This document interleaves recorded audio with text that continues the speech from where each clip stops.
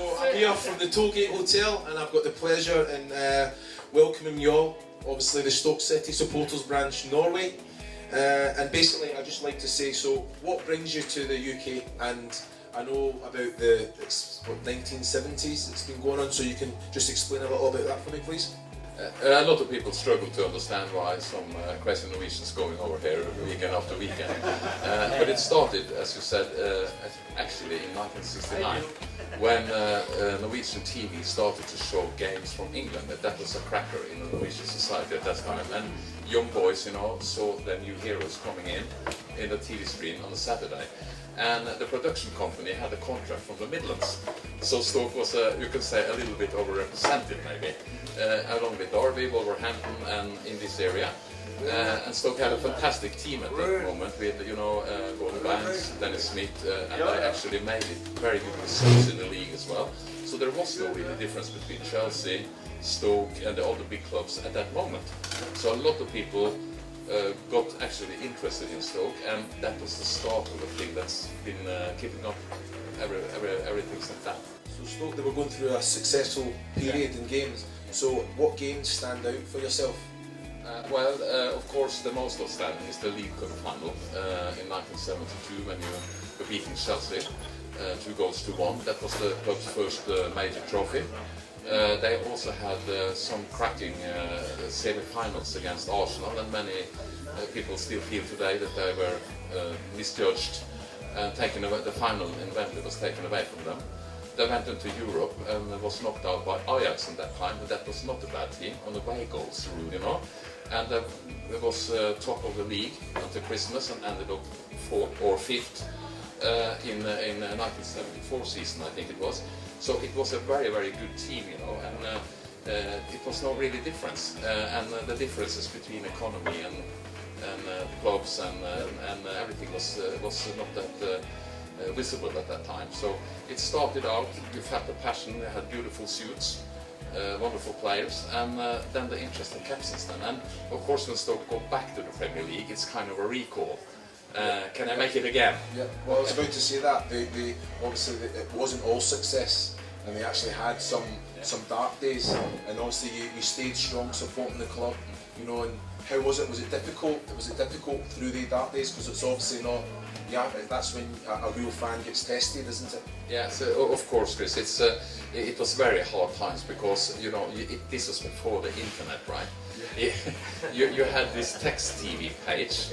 I think it was number 867, and in the Norwegian text TV, they placed everything that didn't matter. And you must at least watch it for 45 minutes, and then suddenly you came into the lower divisions in England. But if you had to go to the toilet for 10 seconds, you had to wait another 45 minutes, you know. You had to be there, just there and then. And you listen to the BBC radio and maybe try to call some friends that had been over, but you know, it was 23 years with very difficult times, you know, because they were out of media, out of everything.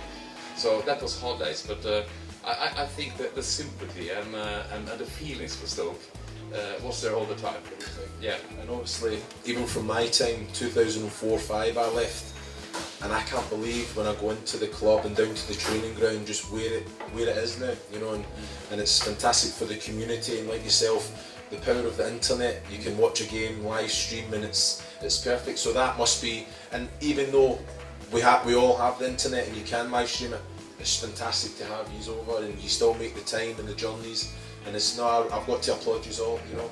Yes, you know, it became much easier because you could travel more easy, you could plan more easy, and you could get the results more easy. And I think it was a very important moment for Stoke to come back into the Premier League after hard work from many managers, from you contributed as well, and finally got back in the Premier League, and very careful to keep that position for the first couple of seasons. Tony Pulis is a no-nonsense manager, right? Yes. And he was determined not to be one of the clubs that went up and went down again.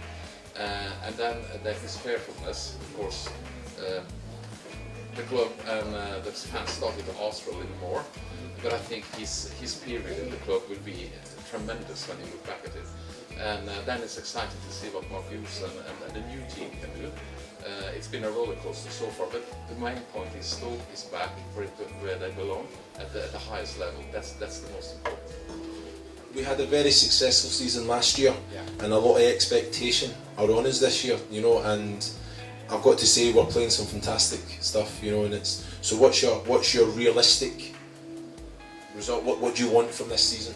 A supporter always hope for more. You know, that's the nature of a supporter. But I think if Stoke can keep up there at the best half of the table, it's a tremendous achievement for a club that's very well run. And it's no debt and no trouble club, and I think you can build it from there, and maybe one time in the future take some trophies in a cup and to play in Europe again, because I think Stoke has the potential to do that. But you know, the expectations has to be realistic. When you see what other investors and clubs put into it, Stoke is already doing a tremendous effort to keep up there. I totally agree. Well, I've got to thank you for your time. Thank you, Chris. It's been amazing. Thank you very much. Thank you.